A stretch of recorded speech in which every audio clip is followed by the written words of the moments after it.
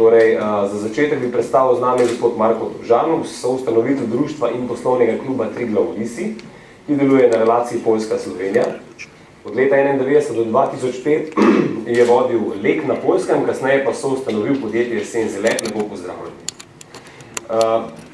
Za uvod mogoče, kako lahko poslovni klub Triglav Visi pomaga vsem zainteresiranim? Na kak način sploh delujete, kdo se vam lahko pridruži, komu podate roko pri internacionalizaciji?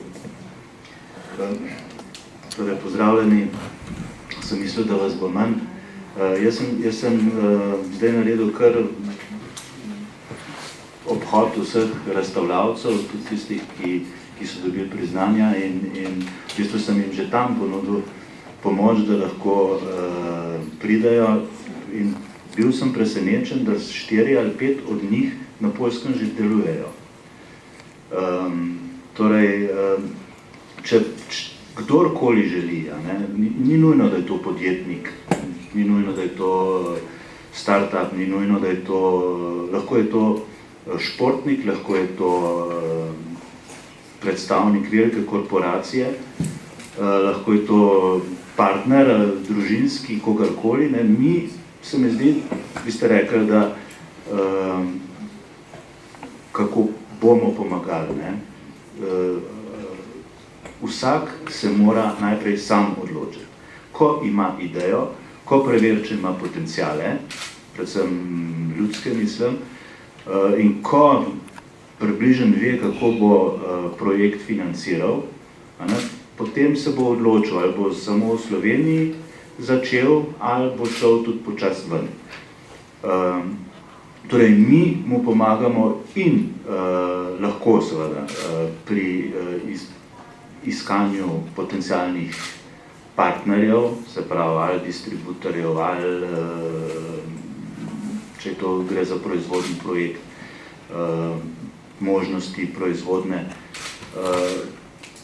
Potem jim pomagamo čisto v življenjskem smislu, ker ko ti prideš, tudi tukaj slučajno s Pronetom smo se že enkrat srečali, oni imajo enega šašota, ki je že nekoč celo na Poljskem živel, ampak kljub temu se veliko boljš počutiš, če vidiš, da si med svojimi. In jaz sem že malo starejši in sem tukaj bolj občutljiv in več pripravljen delati, ker nažalost je zdaj tako, da mlajše generacije niso to pripravljene delati. Poleg svojega profesionalnega dela in družine, ti moraš le ponuditi in biti pripravljen delati še kaj več.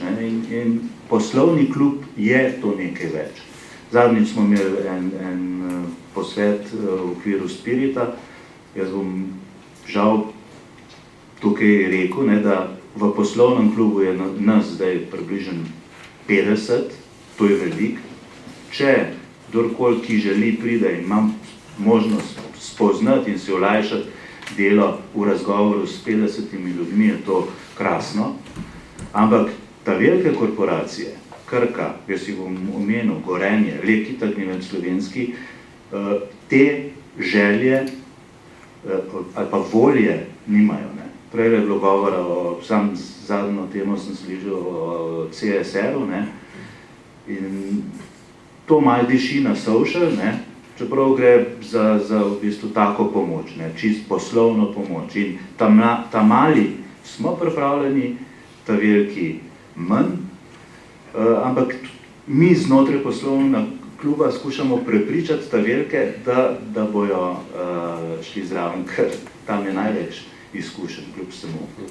Ampak, se pravi, v enem stavku, poslovni klub vam lahko pomaga, ne bo vam rešil problemov, ampak lahko vam pa pomaga.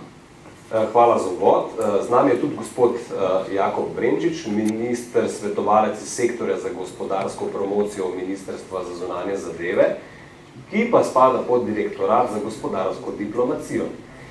Torej, gospod Brendžič je nekdanji ekonomski svetovalec na veleposlaništvu Republike Slovenije v Parizu, v Franciji. Lepo pozdravljeni tudi vi. Mislim, da je 8-letni mandat za vami, ne? Dvojni, če se ne motim. 4 leta v Parizu, pa 5 let v Strasbourgu. Strasbourg plus Pariz. V bistvu, glede na to, da ste nedavno zaključili ta mandat ekonomskega svetovalca v Parizu, kako bi iz vašega zornega kota ocenili, kako dobro slovenska podjetja uporabljajo mreže znanja in izkušenj Slovencev po svetu za preboje na globalne trge? Znamo to izkoristiti? Ja, tako bom odgovoril. Najprej hvala za povabilo in naslovno besedo. Bom povedal zelo konkretno na podlagi mojih izkušenj v obdobju 4 let. Gospod Žan je lepo preomenil, interes mora najprej priti s strani podjetja. Če podjetje ve, zakaj gre v Francijo, tudi ve mogoče kakšna je branža, ali pa ima minimalne informacije. Seveda, majhna podjetja, govorim predvsem mala in srednje velika, imajo ponovadi omejenost resursov. To vemo vsi, to napravi tudi ekonomska teorija in seveda se obrnejo na naslove ali vzvode, ki bi lahko v danem momentu pomagali, pa ki ne stane veliko oziroma nič.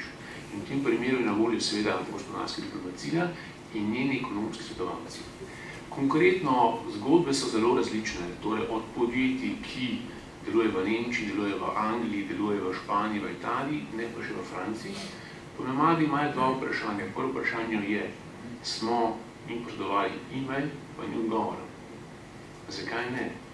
Seveda, tukaj je kulturna različnost trga, posebnost in pa ponavadi pride zelo jasno vprašanje, potrebovali bi distributorja.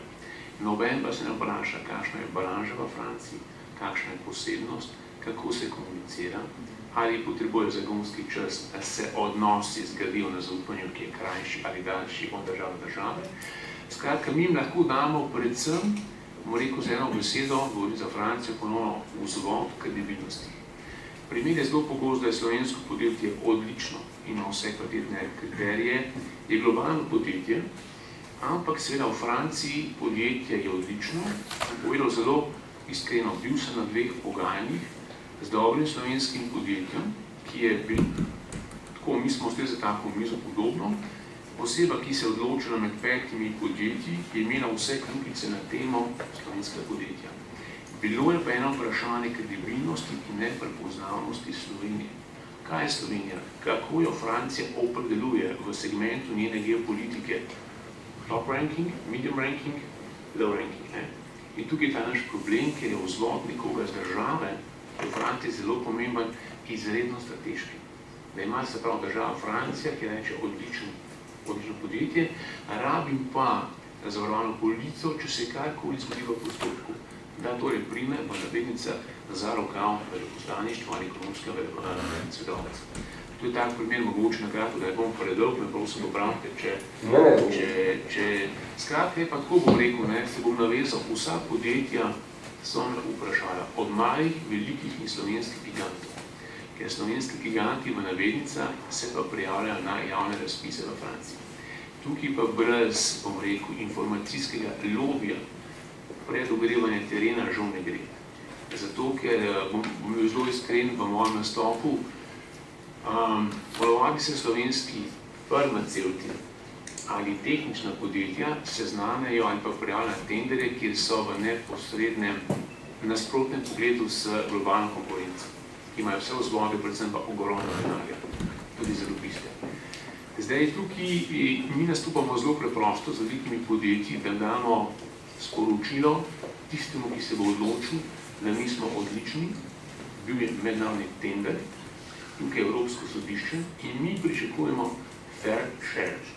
Fair share definicije pa je tistega, ki bo podeljeval torej določene posle. A je to 0,5%, 1%, ampak fair share na podlagi definicije tega, ki bo dal, dodelil neki tender.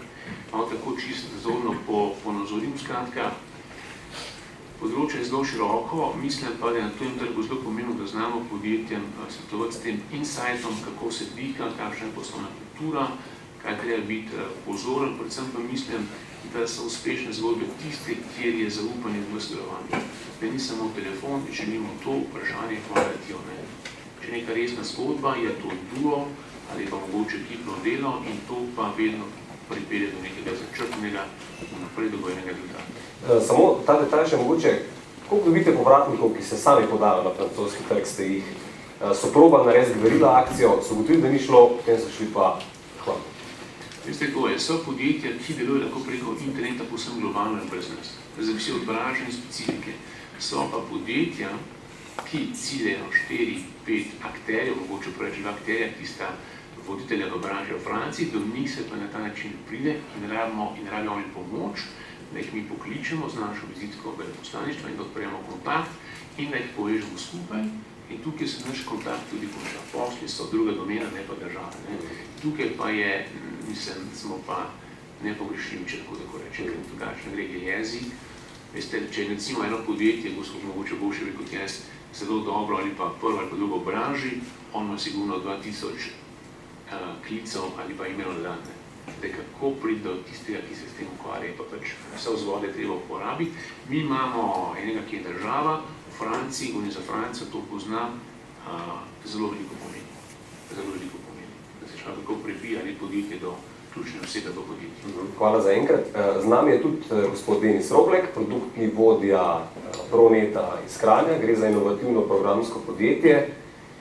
Njihova glavna dejavnost pa je lastni razvoj aplikacij in upeljava IS sistemov za podporo poslovanja podjetij in javnih ustanov. Tudi vi lepo pozdravljeni.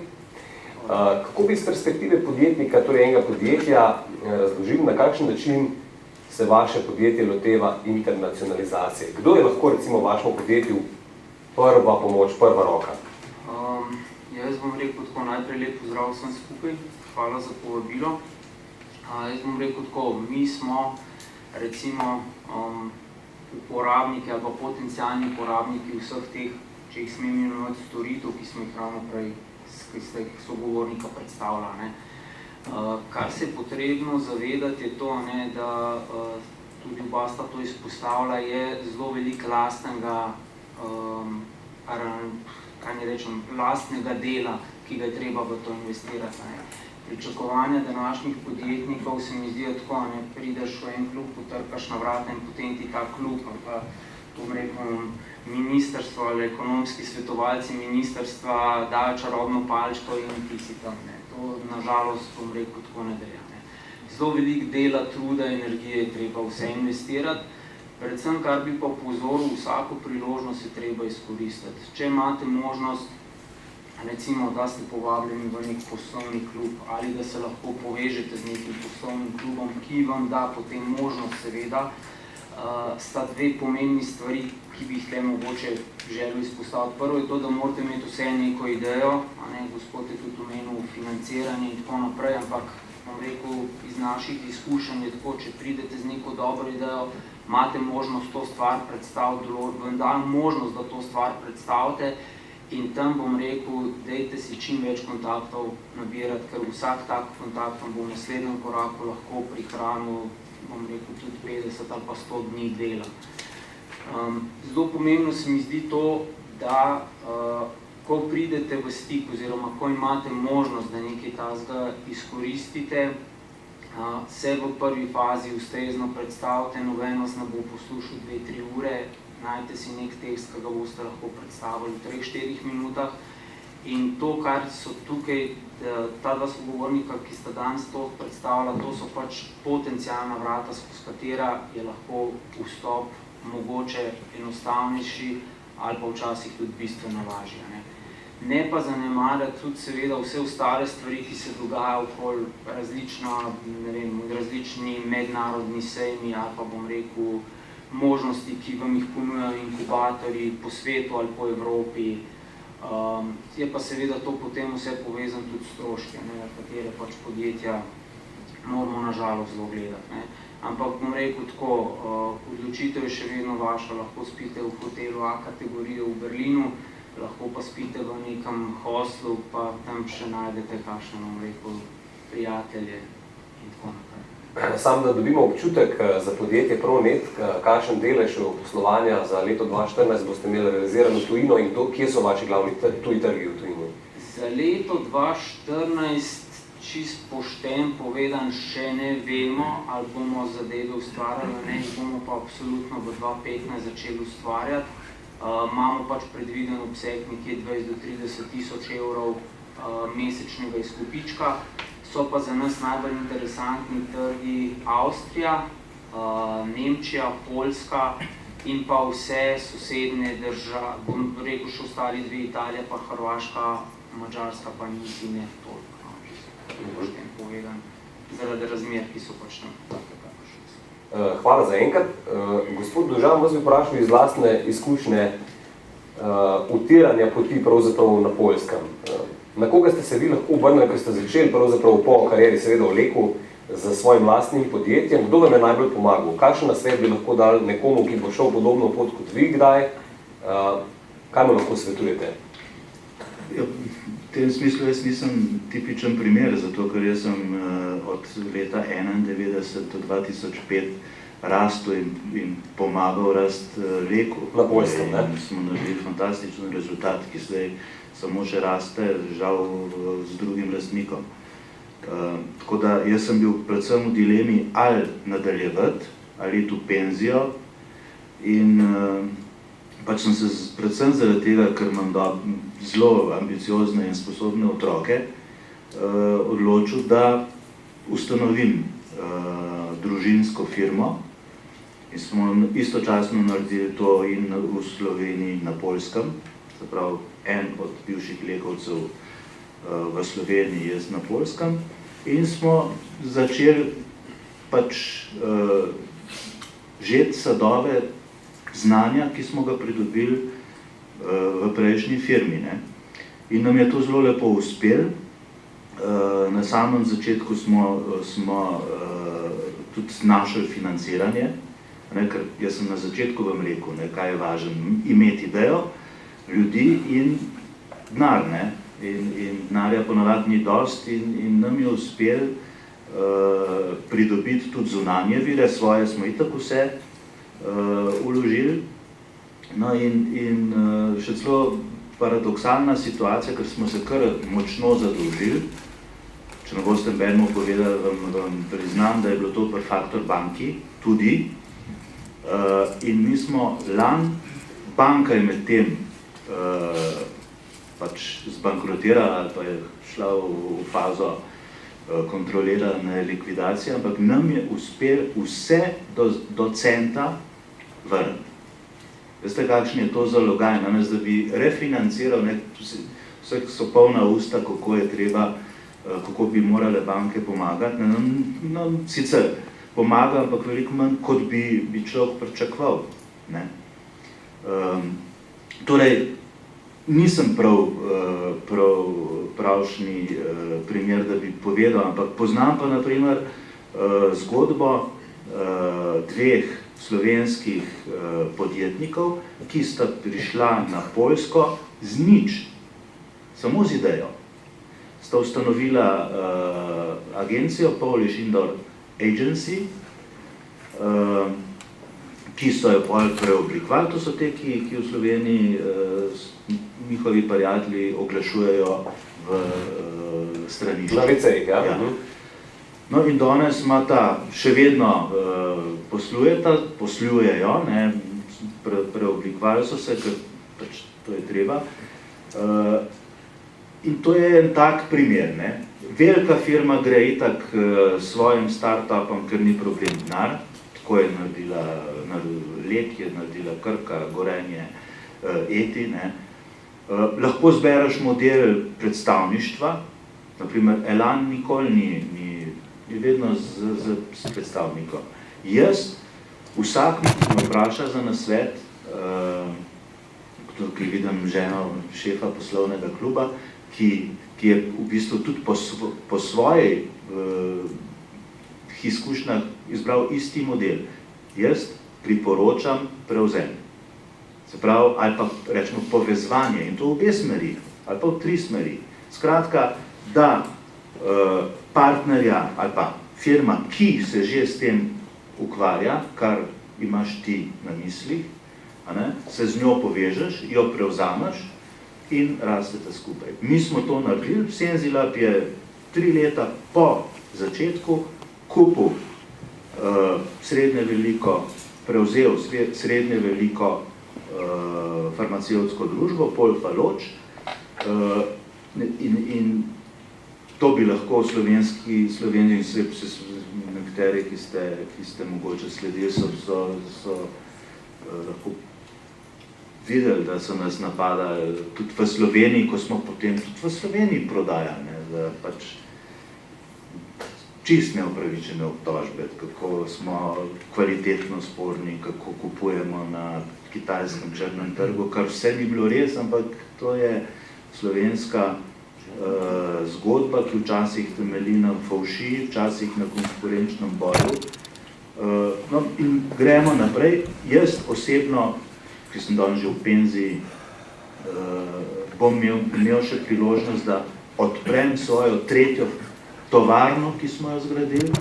Dve v okviru Leka, tretja bo naša. V Lodžu, ja. Se ste bili tam, ne? Tako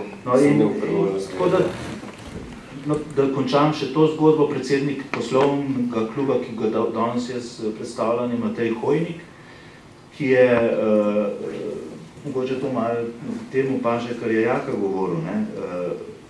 Poljska je zdaj veliko bolj prepoznavna in je manj takih negativnih stereotipov, kot jih je bilo. In sploh jaz sem izjemno zadovoljen, da lahko delam na Poljskem, ker Poljska je tak vzgled. Tukaj celo članke, kako je ona zmanjšala razliko do Slovenije. Ni še nas prehtela do Češke, do drugih.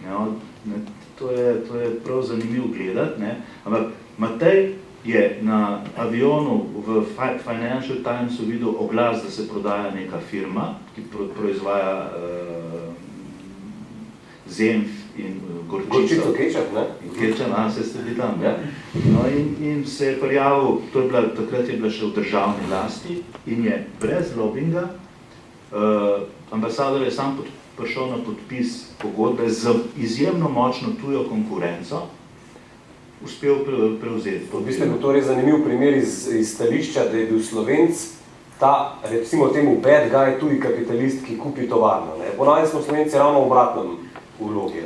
Nekdo iz tujine pride in kupi naše slovensko podjetje. Ampak, tako kot ste začeli, je bil zelo pozitiven primer v bistvu. Ja, no, naš primer je drug, ker Polfa, ki smo jo mi prevzeli, je že bila privatna. Ampak in se je sprivatizirala 97. leta in je bila na dan prevzema, je imela 5 milijonov evrov kumulirane izgube. Se pravi, mi smo jo dejansko rešili in nismo nobenega odpustili. Tako da in danes izjemno raste, prodajo smo povečali s faktorjem 3-4, danes se mi zdi že 5, ker mi tudi rastemo v skupini, potem smo ustanovili, jaz sem se ponudil, da me lahko tudi kdo vpraša, ker vizitko, ki dajem, je da sem predsednik upravnega odbora našega holdinga v Luksemburgu.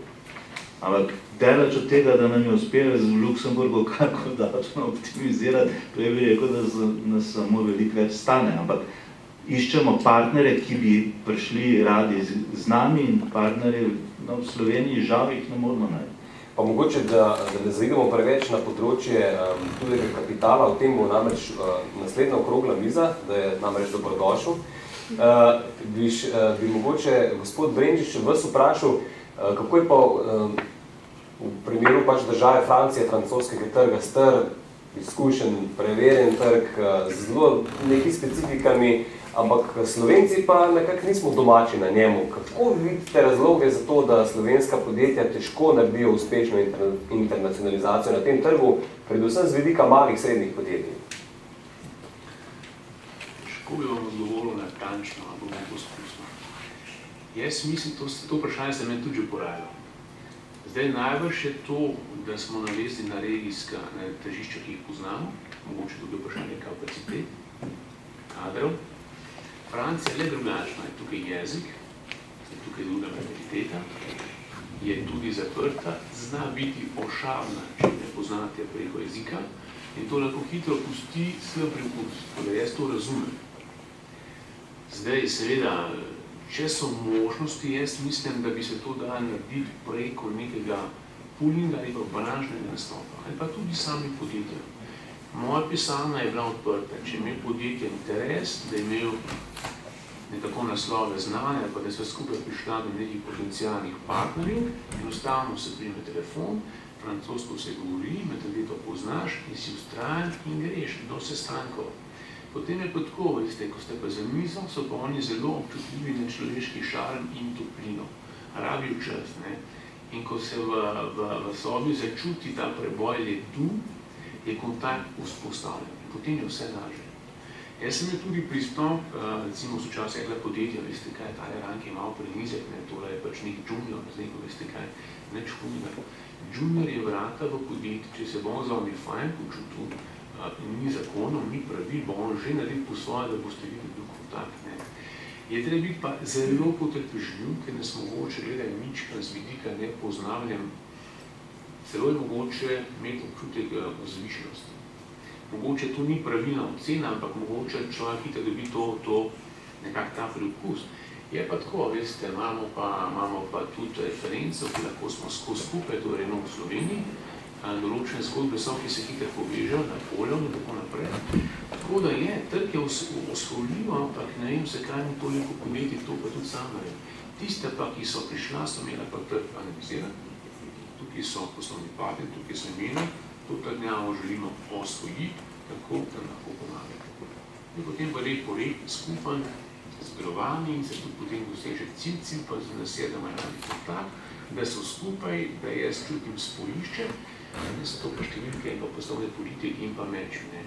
Tako da ne vem, sigurno je potencial, je pa trg, v katerem bi mogli tudi predhodno podjetja pripraviti, na mogoče pasti, na njihovo drugačnost, v bistvu koliko se zdi nepoznanje, trg tudi lahko osvojljiv, če se pozna te mogoče njihove detajle ali pa skrivalnice. Se mi zdi, lahko vrnemo kovanec na krog, da bo lepše zaneti. Gospod Roblek, pri vas mi je mogoče zanimivo to prodiranje prek zidov v tujino, predvsem s pomočjo sejmov. Kakšne so vaše izkušnje s tem načinom internacionalizacije, zakaj ga priporočate? Mogoče, če se navežete na zadnjega aktualnega CeBIT, zelo pomembna zadeva, ne? Ja, zdaj bom rekel, CeBIT sigurno je en, bom rekel, kar globalen sen, kjer dejansko človek lahko spozna ogromno ljudi, ne? Tam bom rekel, poleg tega, da spoznaš ogromno ljudi, dobiš tudi en občutek za globalni trg in pa predvsem, kako ne rečem, neko sliko, kam se splača v narekovajih ring in kam se ne splača ring. Zdaj, če govorimo konkretno o našem podjetju, mi smo videli, da recimo nekje fokus, ki ga moramo držati, je definitivno Evropa, ne?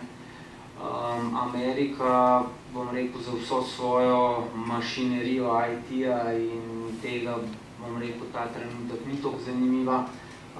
Mi smo pa ugotovili, da bi za nas zelo potencialen trg znal biti Indija. Indija je, bom rekel, neka hitro rastoča država, ki recimo v primerjavi s Kitajsko je mnogo bolj odprta za to vrstne zadeve. Na teh sejmih v bistvu človek dobi eno ogromno ciljno skupino nekih potencialnih kontaktov, ki seveda kasneje je treba pač sistematično pa analitično obdelovati. Kako draga reč so sejmi? Dajte, da mi iz prve roke razložiti, kak je budžet za pravzaprav en tak sejem? Budžet za tak sejem, recimo, bom rekel tako, če ste zmerni, je recimo nekje 5 do 6 tisoč evrov. To, bom rekel, je pač z vso ekipo, recimo, ki gre gor in pa s prenočišči in da si tam. Zato je svoje stojnice, ne? Prosim, v okviru Spirita smo bili. Tako da, zato bom rekel, so bile stvari toliko bolj zmerne. Če bi hotel imeti svojo stojnico, je to pomanjkrat 3 najmanj, kar se zdaj koliko. Je pa fajn, bom rekel, ko si pa enkrat tam, si pa tam, pa ni to zato, da si tam, pa si, ne vem, dobesedno en atom smo bili mi, bom rekel, kot v okviru Spirita, tam so ogromni restauracije. Je pa možnost v bistvu ta, da se človek pa približa tem restauracijam. Se pravi, bom rekel, da nisi tam na svojemu šalterju, pa stojiš, ampak da greš dejansko, da mi smo se razpršili po 4, smo v bistvu cel dan okoli podili, sprašvali, ljudi vlekali na svoj štand kazali stvari in na tak način v bistvu vzpostavljali komunikacijo. Se pravi, bistvo je, da si proaktiven ali pa da si aktiven kjerkoli že si. Se pravi, sofinanciranje strani Spirita, sejmi, še kakšno zanimivo orodje, kakšen namig za mala srednja podjetja, kakšnih orodij se posluževati za internacionalizacijo, ki so dosegljiva sploh, ne? Ja, definitivno bom rekel vsi inkubatorji, vključno tudi z našim tehnološkim parkom, recimo konkretno v Ljubljani ali pa z RC IKT iz Kranja, vseh je 12 je v bistvu. To so vsa vrata, ki so malim pa srednjim velikim podjetjem recimo zelo na široko odprta. Tudi poslovni klubi, ampak bom rekel, tam je pa že selekcija, tam bom rekel, tudi vsak ne pride več zraven, ker pač ideja tista, ki je namenjena slovenskemu tržišču, se razvija na slovenskem tržišču, tisti, ki hoče iti ven, je pa to, bom rekel, mogoče tudi neka dobra odskočna deska. Tako da ja, definitivno inkubatorji, internet, socialno mrežje, ne se btiti na LinkedIn, se tam registrirati, pa kdaj koga malo za rokav pocukati. Mogoče pa, bom rekel, en tak nasvet, mi smo tako včasih preveč čustveno doživljali to, ko nam je nekdo rekel, vaš produkt pa ni glih tak, pa tak, pa tak, ne se tega ustrašiti.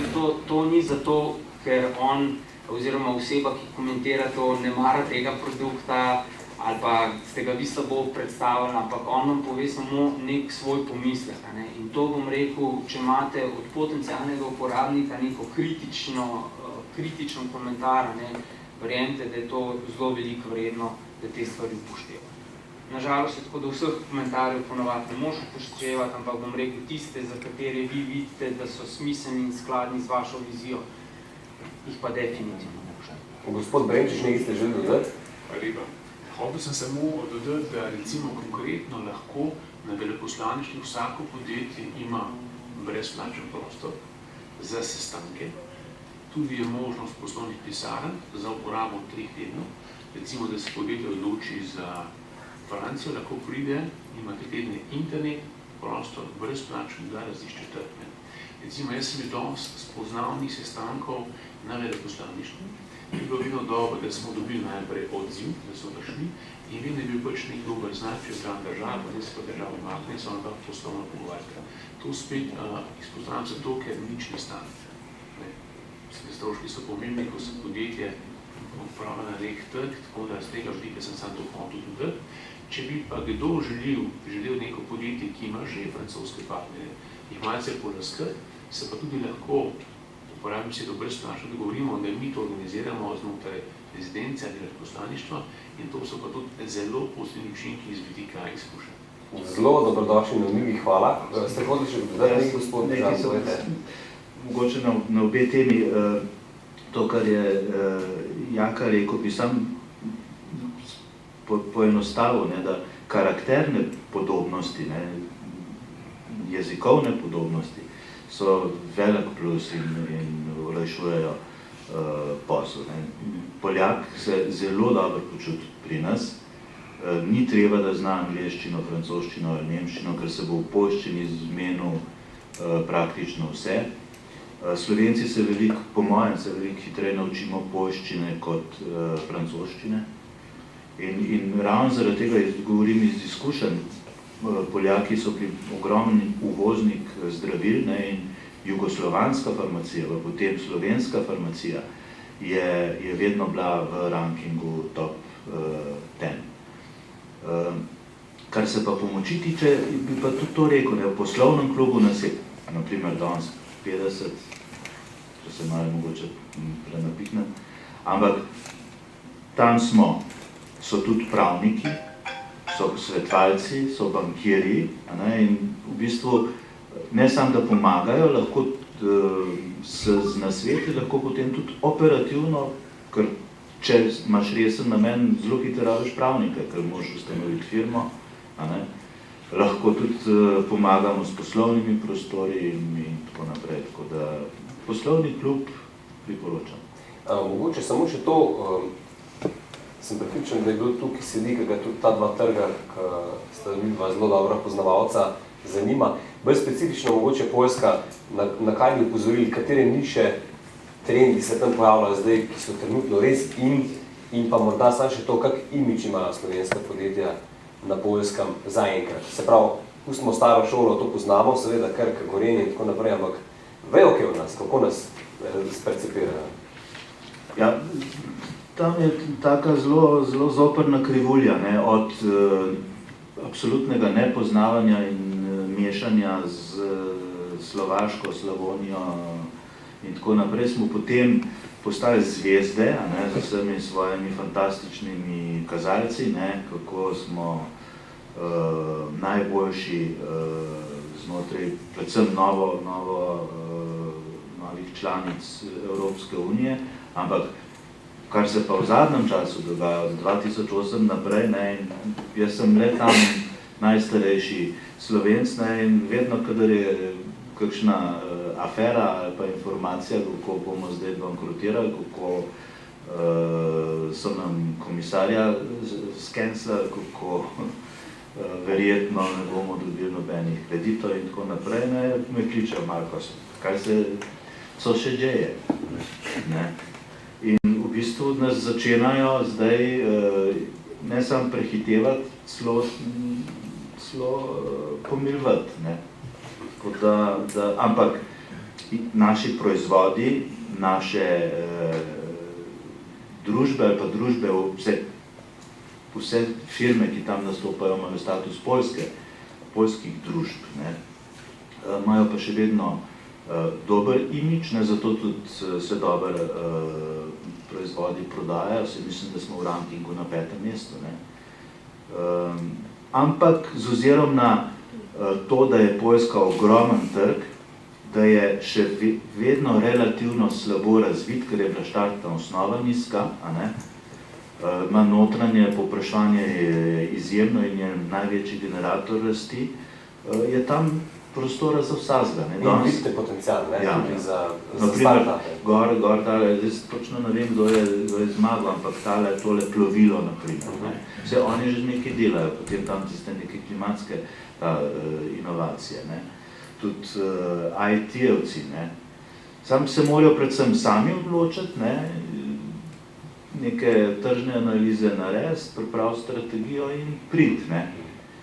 Prej sem rekel, pač en ekstrem, ko iz nič prideš gor, ne, ampak imamo pa tudi drug ekstrem, ko je firma, ki je velika bila, naprimer, se spomnim živo Kolinska, ki se je po enem letu in pol pobrala, ne. Ker brez nič pa ni nič. Ne. Zelo nevaren je, da se čist prepustite v roke Poljakom. Ne. Da že v samem začetku nimate tam svojih ljudi. Najboljše, da so res vaši, ne? Če pa so že Poljaki, morajo biti pa pod kožo. Ne? To, po mojem je Matej to že opazil, ker on masovno je že par direktorjev zamenjal. Ne? Moj sin, ne, je prevzel poljske operacije, to je čisto nekaj drugega. Gospod Brenčič, kako bi pa vi opisali potencial, za koga so po vašem mnenju v francoskem trgu, ki je precej drugačen od poljskega, možnosti, priložnosti? Na koga bi pozvali, mu dal mogoče kakšen nasvet? Jaz bom rekel tako, če lahko sam dodam dve zadevi, ne. Gospod je lahko omenil, ne. Jaz sem vedno bil vesel, ko sem imel kontakt s odličnimi podjetji, ki predstavljajo slovensko odlično, ki je ponosen.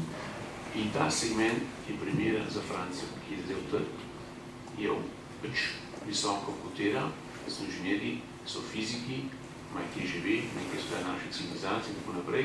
Z tega zornega kota je samo segmentna nišna odličnost.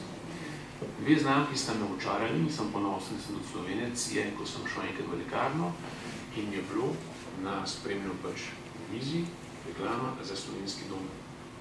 Tega nisem vedel, sem se pozanimal.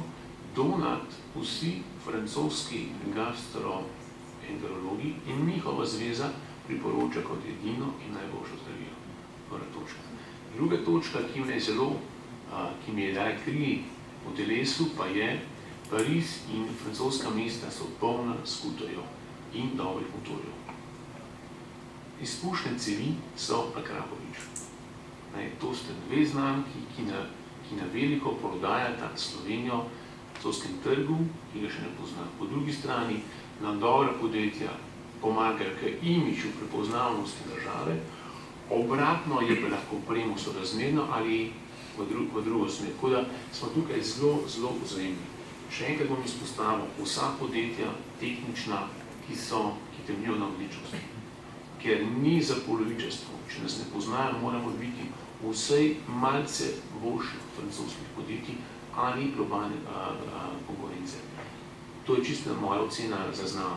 Dobre podjetja, dobri proizvodi, po branžah, mislim, da ko pridemo vse zraven, so primeri taki. Gospod Roblek, mogoče ena iz čist praktičnih izkušenj, zakaj internacionalizacija? Je bila nujno potrebna, ker vam je slovenski trg premejhen, ali vam je to izziv? Inovacije delati, jih prodajati tujino. Koliko je to nuja, koliko je v bistvu želje? Nuja v bistvu ni, ne, kot taka, ne. Je pa želja, pa vizija, pa ideja. Se pravi, bom rekel, potreba je ustvarjena znotraj človeka, potem da, recimo, poskuša narediti nekaj več. Mislim, to ljudje očitno imamo vse zapisan, če ne bi verjetno še danes v kameni dobi kričali. To, bom rekel, je potreba pa želja. Ampak nekatera podjetja dejansko funkcionirajo super in rastejo samo v Sloveniji. To je v bistvu mogoče zanimivo. Druga imajo pa že v osnovi željo usvajati tuje trge. Ja, bom rekel tako, vse to je stvar, se mi zdi, odločitve posameznika ali pa, bom rekel, podjetja kot celoto. No. Zdaj, pa nas je glih ena taka fajn lušna skupina znotraj formulirala, ki je sprejela ta izziv, pa rekla, pejmo.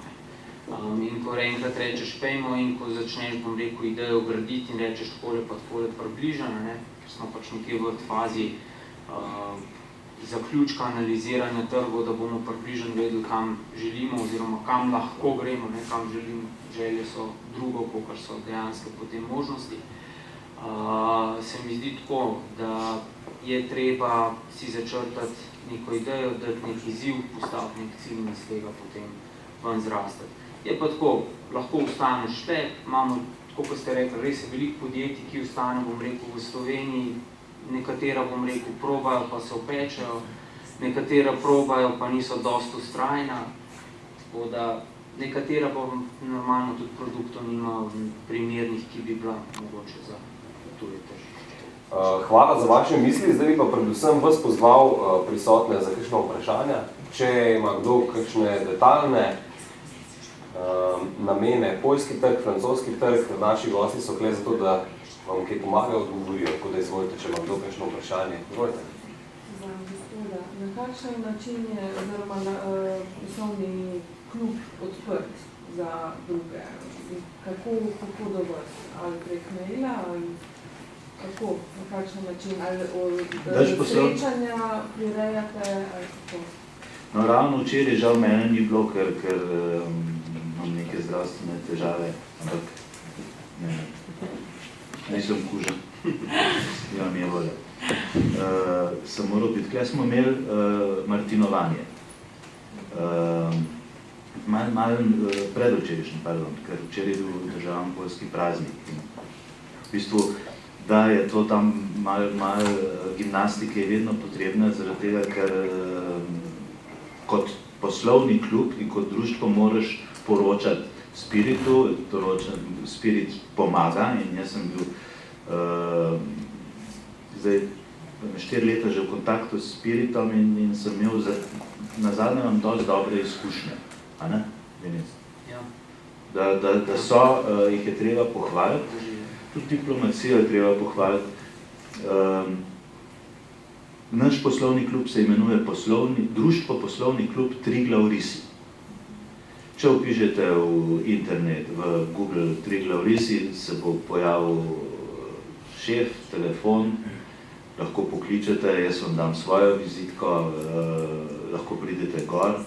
Zaenkrat je sedež v Lodžu, ker društvo sem jaz ustanovil pred 8 leti in zato je sedež v Lodžu, ampak zdaj ga bomo preselili, ker mi smo končali novo fabriko in se bomo preselili in bo treba tudi to. Skratka, internet, telefon, pa oseben kontakt, lahko prek ambasade tudi pridete v 2 korakih do nas. Samo to, da dodam, so pa tudi popolnoma mala podjetja, SPI člani, ne? Ja. Ni predpogoja kakšnih prometa. Se pravim, prej so te kot velike korporacije, žal. Še kakšno vprašanje? Sicer bi se vam jaz zahvalil za vaš prispevek, vaše misli. Mi bomo nadaljevali čez par minut, 3, in sicer na temo, ki smo se mi že mi prej dotaknili, naslov je pa debati Tuj kapital, welcome and willkommen. Hvala lepa vsem. Hvala.